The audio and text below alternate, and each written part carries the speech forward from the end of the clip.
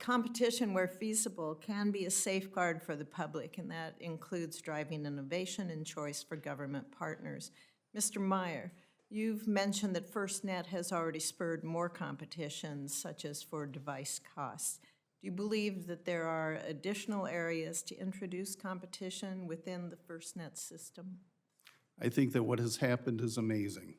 We had no one competing for public safety's attention when cellular networks were first formed. I carried a bag phone in my patrol car. I was quite cutting edge. I had 15 minutes a month to use, so I couldn't go over. Competition became part of the FirstNet package. When priority and presumption was presented, we had that wireless priority system, the GET system, all those things that the federal government was providing. They're now available through FirstNet. When you look at the future, though, what do you see as additional devices? Additional is going to be the continued support for new devices and new technologies being merged into the networks. Competition that can lower costs, competition that can increase the bandwidth and the spectrum that we're using, as well as really coordinating efforts that help predict better outcomes in the field. Communicating against those three networks is terrific. Verizon Frontline, thank you. T-Mobile, T-Priority, that's terrific. FirstNet, that is terrific. Let's get them out in the field and in people's hands. Okay, thank you. Sheriff Atkinson, if there were more providers within the system, would there be network security trade-offs if you have more providers in the system? So I think how secure would it be? Yeah. I think there's a couple of things to consider when we talk about that. The reality of it is that I don't want a situation like tyranny of the commons, right? But when it becomes everybody's responsibility, it becomes no one's responsibility. From an authority standpoint, there has to be very clear lines of delineation of who we hold responsible for outcomes. That would be a challenge. Just bluntly, that's a challenge.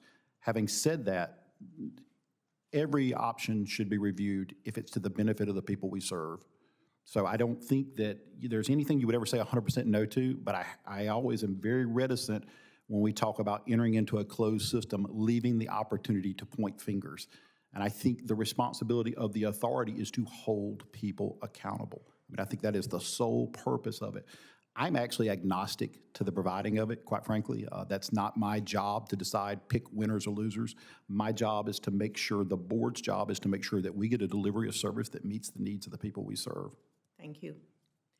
This first question, Sheriff Atkinson, the Commerce Department Inspector General previously found gaps in the board's oversight of performance metrics and milestones of FirstNet.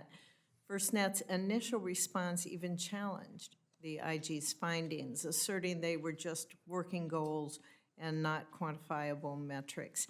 So what new performance standards or monitoring methods has the board approved so that we can ensure compliance with contract terms and with the law?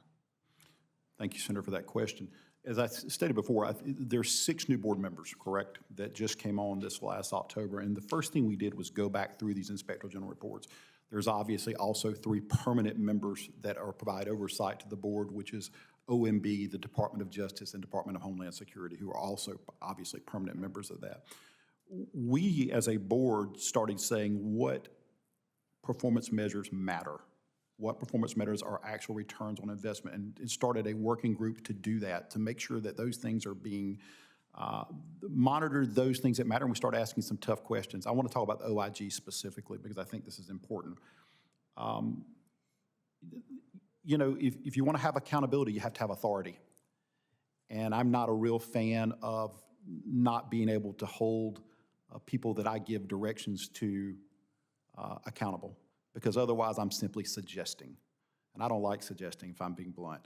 I think there's a responsibility as tax stewards of the taxpayers' authority and money, these are taxpayers' funds in my opinion, that we as a board should be able to hold the executive director and or the authority staff accountable as appropriate. There has to be some level of accountability. You mentioned that in your opening comments about when you were talking about changes as Sure. we reauthorize FirstNet. Could you give us, wrap it up here? Senator Lujan's going to have one more question, or more than one. as we wait to see if other senators are coming. But can you hit those points for us again here at the end? Yes, ma'am. I want to make sure I'm answering your question correctly. All 3 points in that regard real quick? Yeah, absolutely. So first and foremost, I think there should be an expansion of the public safety seats on the board so that we don't lose what is the tenor and direction of what this board should be about. It's looking after the interest of public safety and making sure that doesn't become a secondary interest. So I think that should be codified. 2, the staggering of terms. So that we don't end up in a situation, again, we have 6 new board members plus 2 current vacancies, and I'm actually just the acting chair at this point. Those are the kind of things that we need to give the Secretary of Department of Commerce the opportunity to make those corrections as appropriate, and I think that helps for continuity and consistency in government. 3, which is too many captains on this ship. We have to have the ability to make decisions that matter and hold accountable. If you're going to ask me to be accountable, I suggest that I need the authority to do that.